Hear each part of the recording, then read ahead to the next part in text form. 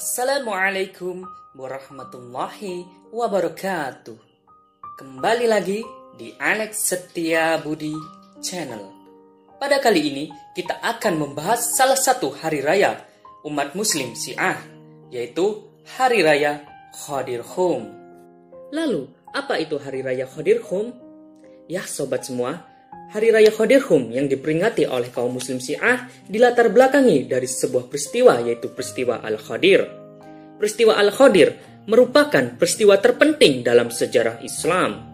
Dalam peristiwa ini, ketika Nabi Muhammad SAW kembali dari Haji Wada pada tanggal 18 Zulhijjah tahun 10 Hijriah, mengenalkan Imam Ali bin Abi Thalib di Qadirhum sebagai pengganti dan khalifahnya.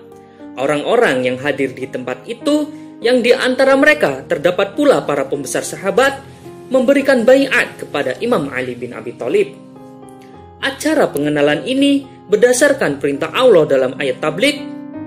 Ayat ini memerintahkan Nabi Muhammad SAW supaya menyampaikan apa yang telah diturunkan Allah kepadanya. Dan jika perintah ini tidak ia lakukan, seakan ia tidak menyampaikan risalahnya. Setelah peristiwa Qadirhum terjadi, turun juga ayat Ikmal, di mana Allah Subhanahu wa Ta'ala berfirman, "Pada hari ini telah kusempurnakan untuk kamu agamamu, dan telah kucukupkan kepadamu nikmatku, dan telah kuridhoi Islam itu jadi agama bagimu." Ya sobat semua, Qadir atau hadis yang mengisahkan tentang peristiwa Qadirhum ini banyak sekali dinukil dari literatur Syiah ataupun Sunni. Dan sebagian hadis seperti Man kuntu maulah wahada aliyun maulah, yang artinya barang siapa yang menjadikan aku sebagai pemimpinnya, maka Ali adalah pemimpinnya, adalah hadis mutawatir. Banyak sahabat dan tabi'in yang menukil hadis ini. Peristiwa Qadirhum sangat banyak periwayatannya, di antaranya dari periwayatan Ahlul Bait seperti Imam Ali, Imam Hasan, Imam Husain, Sayyidah Fatimah Az-Zahra. Kemudian nama-nama yang setidaknya lebih dari 110 sahabat, di antaranya Umar bin Khattab, Utsman, Aisyah, Salman Al-Farisi, Abu Dzar, Abu Bakar, Zubair bin Awam, dan lain sebagainya. Demikian juga para tabi'in meriwayatkan hadis Al-Qadir, yaitu sebanyak 83 tabi'in, seperti Asbaq bin Nubutah, Umar bin Abdul Aziz, dan lain sebagainya. Setelah para tabi'in, di antara ulama ahli sunnah semenjak kurun abad kedua hingga kurun abad ke-14 Hijriah, ada sebanyak 360 orang menukil hadis Al-Qadir. Misalnya Imam Syafi'i, Ahmad bin Hambal, Ahmad bin Su'aib, Nasai, Ibnu Maghazali, Ahmad bin Abdullah, dan Ahmad bin Abdur Rabih. Ya sobat semua, setidaknya ada 3 ayat Al-Quran yang turun berkenaan dengan peristiwa Al-Qadir ini. Yang pertama, surah Al-Maidah ayat ketiga yang terkenal dengan nama ayat Ikmal, yang berbunyi, A'udzubillahi minasyaitonirrajim, Bismillahirrahmanirrahim, Al-yawma akmaltu lakum dinakum wa atmamtu alaikum nikmati wa raditu lakumul Islam dina, yang artinya, pada hari ini telah kusempurnakan untukmu agamamu, dan telah kucukupkan kepadamu nikmatku, dan telah kuridhoi Islam itu sebagai agama bagimu. Yang kedua, surah Al-Maidah ayat ke-67 yang terkenal dengan nama ayat tabligh, yang berbunyi, Bismillahirrahmanirrahim, Ya ayyuhar rasulu balligh ma unzila ilaika mir rabbika wa in lam taf'al fama ballaghta risalatah wallahu ya'simuka minan nas innallaha la yahdil qaumal kafirin, yang artinya, hai Rasul, sampaikanlah apa yang diturunkan kepadamu dari Tuhanmu, dan jika kamu tidak mengerjakan apa yang diperintahkan itu, berarti kamu tidak menyampaikan risalahnya. Allah memelihara kamu dari gangguan manusia. Yang ketiga, surah Al-Ma'arij ayat 1 dan 2 yang berbunyi, Sa'ala sa'ilum bi'adabi waqi' lil kafirina laisa lahu dafi', yang artinya seseorang peminta telah meminta kedatangan azab, dan azab itu telah terjadi untuk orang-orang kafir, dan tak seorang pun dapat menolaknya. Ayat yang ini berkenaan dengan setelah Nabi Muhammad SAW mengumumkan wilayah Imam Ali bin Abi Thalib kepada masyarakat. seseorang bernama Nu'am bin Hadits Fihri mendekati Nabi Muhammad dan memprotes beliau. Ia berkata kepada Nabi Muhammad, "Kamu perintahkan kami untuk mengimani tauhid, menerima risalah, dan melaksanakan jihad, haji, risalah, solat, dan zakat. Kami menerima dan mengabulkan permintaanmu, wahai Muhammad, namun kamu belum ridho juga dengan ketaatan kami sehingga seorang pemuda kamu angkat dan engkau jadikan ia wali bagi kami. Apakah pengumuman ini berasal darimu ataukah dari sisi Allah?" Ketika Nabi Muhammad SAW mengatakan bahwa hal itu berasal dari sisi Allah, dengan keadaan mengingkari, ia meminta agar apabila hukum ini berasal dari Allah, maka turunkan batu dari langit sehingga akan menimpa kepalanya. Pada saat itu juga turunlah batu yang mengenai kepalanya dan ia meninggal seketika itu pula. Ya sobat semua, pada bulan Zulkaidah tahun 10 Hijriah, Nabi Muhammad SAW bersama ribuan orang bergerak dari Madinah ke arah Mekah untuk mengadakan manasik haji. Perjalanan Rasulullah ini disebut dengan nama Haji Wada, Hajatul Islam, dan Hajatul Balagh. Pada bulan itu, Imam Ali bin Abi Thalib pergi ke Yaman untuk bertabligh. Namun ketika beliau mengetahui tentang rencana perjalanan haji Nabi Muhammad ini, maka beliau bersama beberapa sahabat bergerak ke arah Mekah dan sebelum manasik haji dimulai, ia bergabung dengan Nabi Muhammad SAW.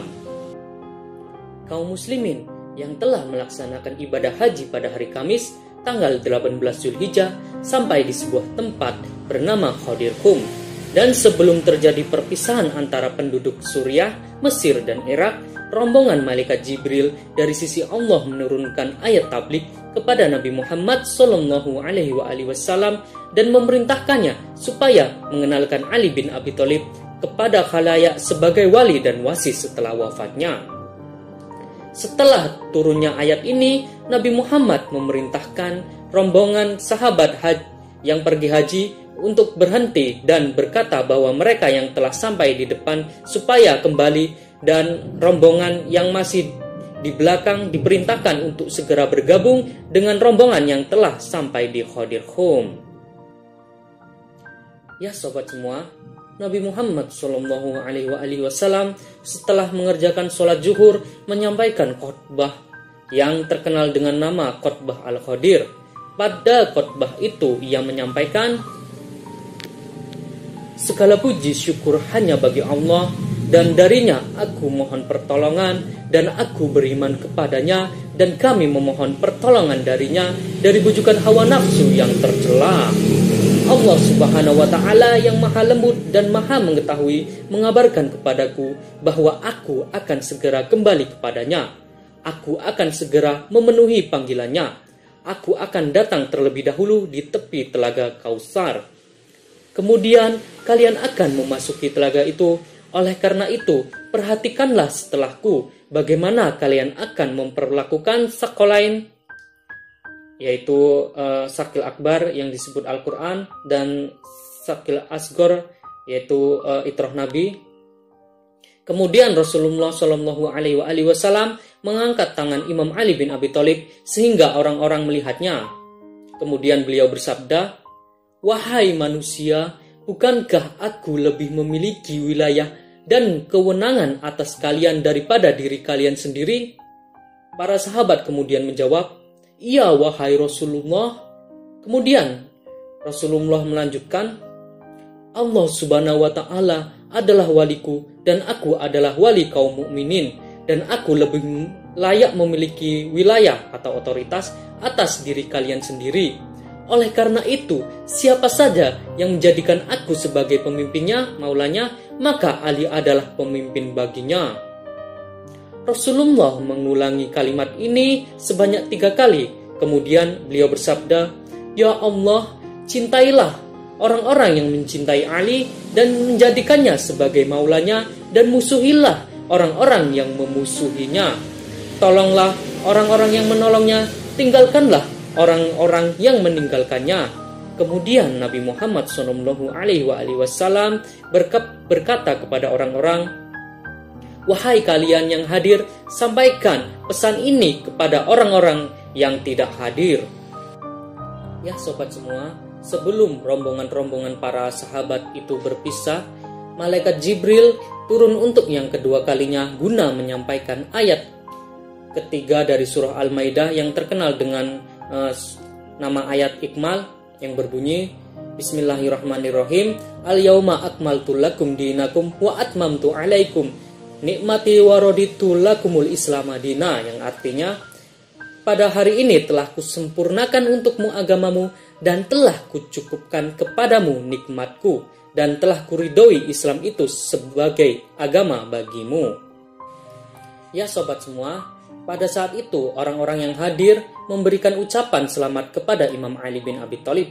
Para sahabat yang pertama kali memberikan ucapan kepada Imam Ali bin Abi Thalib terlebih dahulu daripada yang lainnya adalah Abu Bakar dan Umar. Umar lalu berkata kepada Imam Ali bin Abi Thalib, "Selamat atasmu wahai putra Abu Thalib, kamu telah menjadi maulaku dan maula setiap laki-laki dan perempuan beriman." Nabi Muhammad SAW memerintahkan supaya kemah-kemah didirikan untuk Imam Ali bin Abi Thalib dan meminta kaum muslimin untuk mendatangi Imam Ali secara ramai-ramai dan mengakui Imam Ali sebagai pemimpin bagi kaum muslimin dan memberi salam kepadanya. Semua orang-orang termasuk istri-istri Nabi dan para istri kaum muslimin menjalankan perintah Nabi itu.